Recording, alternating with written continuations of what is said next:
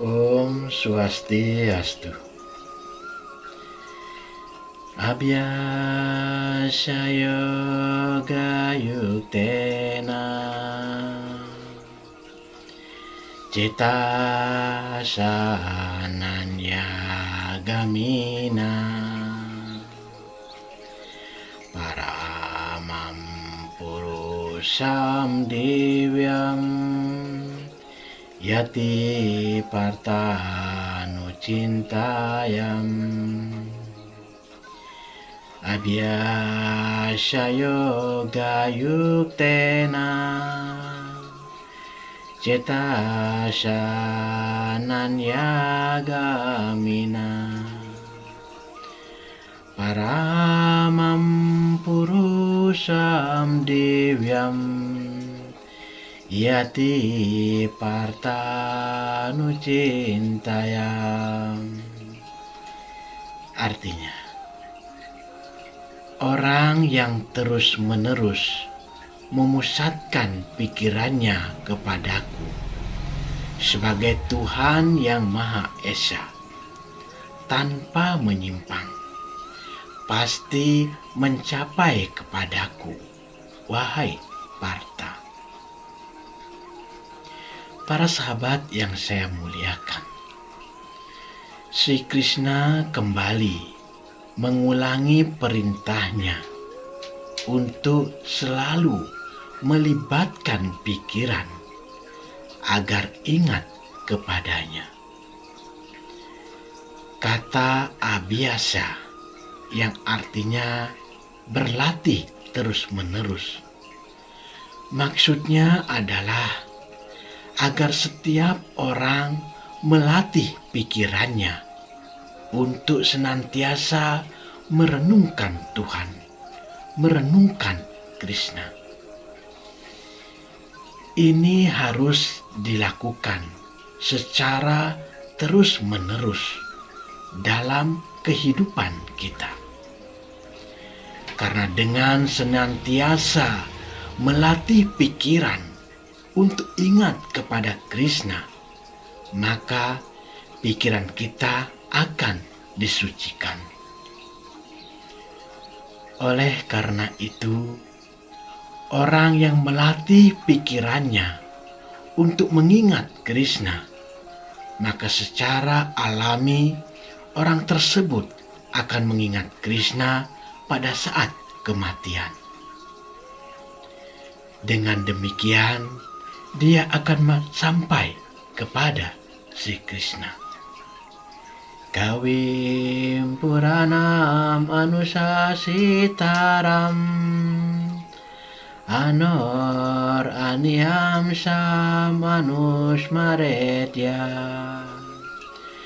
Sarvasya Dataram Acintya Rupam Aditya Warnam Tamasa Parasta Kawim Puranam Anusasitaram Anor Aniam Sam Anusmaretya Sarvasya Dataram Acintya Rupam Aditya Warnam Tamasa Parasta. Artinya, hendaknya seseorang bersemadi kepada Tuhan yang Maha Tahu, yang paling tua, Maha Kuasa, lebih kecil daripada yang paling kecil, pemelihara, penyangga segala sesuatu, tidak terpikirkan, terbayangkan, beliau bercahaya seperti matahari, bersifat rohani dan mengatasi kegelapan. Para sahabat yang saya hormati, proses berpikir tentang Yang Maha Kuasa disebut dalam ayat ini, dalam sloka ini. Yang paling penting ialah bahwa Tuhan bukan tanpa sifat pribadi, dan Tuhan bukan kekosongan. Seseorang tidak akan dapat bersemadi kepada kekosongan atau pada sesuatu yang tidak bersifat pribadi. Itu sulit sekali.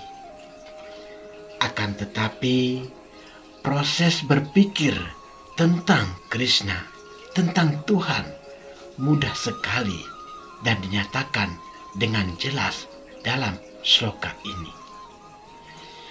Yang pertama, Tuhan Krishna adalah Kawim, artinya Maha Mengetahui. Beliau mengetahui masa lampau, masa sekarang, dan masa yang akan datang. Karena itu, beliau mengetahui segala sesuatu. Yang kedua, Tuhan Krishna adalah Puranam, artinya paling tua atau purba. Beliau asal mula segala sesuatu, asal dari seluruh dunia material dan spiritual. Tidak memiliki awal maupun akhir, Anadi Ananta. Yang ketiga, Tuhan Sri Krishna adalah Anusasistaram. Artinya, beliau maha kuasa. Segala sesuatu yang ada di alam semesta ini berada di bawah kendalinya dan dijalankan oleh hukumnya.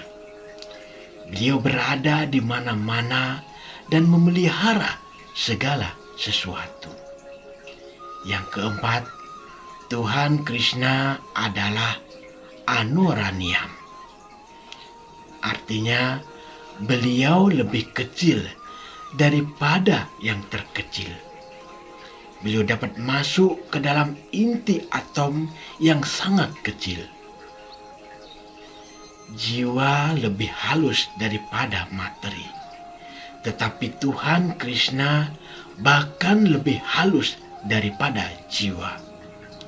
Karena Tuhan Krishna bersemayam di dalam hati setiap jiwa. Yang kelima, Tuhan Krishna adalah Sarwasya Data atau pemelihara, penyangga. Seperti lautan yang menopang ombak dan ekologi lautnya yang sangat luas. Tuhan Krishna adalah penopang seluruh ciptaannya. Semua susunan planet ini dipelihara oleh beliau. Yang keenam, Tuhan Krishna adalah Acintya, artinya tidak terbayangkan atau terpikirkan. Pikiran dan intelek kita bersifat material, sedangkan Tuhan bersifat rohani. Dengan demikian, Tuhan tak terbayangkan, tak terpikirkan oleh kita. Walau begitu, bukan berarti Tuhan Krishna tidak dapat kita pikirkan, kita bayangkan. Karena atas karunia, anugerah beliau, seseorang dapat memikirkan, membayangkan, dan memahaminya. Sri Krishna menganugerahkan karunia-Nya dan menjadikan pikiran kita rohani dengan kekuatan yoga kasih sayang-Nya, sehingga kita dapat memikirkan, mengenalinya, dan membayangkannya.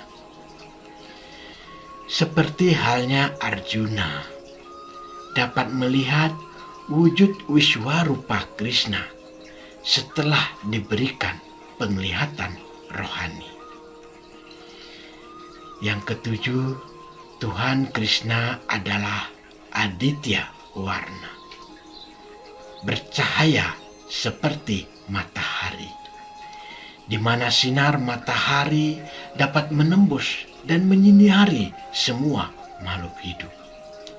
Begitu pula halnya dengan Tuhan Krishna yang berada dalam hati setiap makhluk hidup.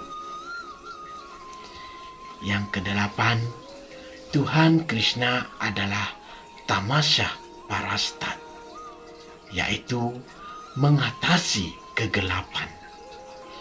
Seperti halnya matahari menghapus kegelapan, begitu pula Tuhan Krishna dengan cahayanya menghilangkan kebodohan setiap makhluk hidup. Saat mendung, matahari tidak terlihat. Itu disebabkan oleh penglihatan kita saja. Karena matahari sebenarnya tetap berada di tempatnya dan tidak dipengaruhi oleh awan. Demikian pula di saat Krishna melakukan lilanya di dunia ini, tampak seperti manusia biasa bagi sebagian orang dan tidak bagi sebagian orang lainnya. Para sahabat yang budiman, inilah beberapa aspek yang bisa dipergunakan untuk menginsapi Tuhan, menginsapi Krishna. Setiap orang memiliki pilihan dan sifat yang berbeda menurut kecenderungannya atau karma masing-masing orang.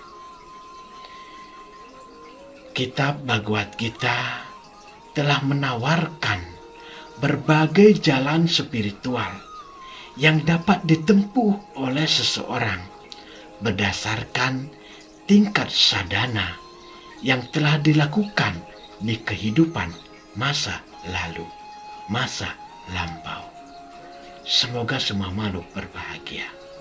Om Shanti Shanti Shanti. Om Rahayu.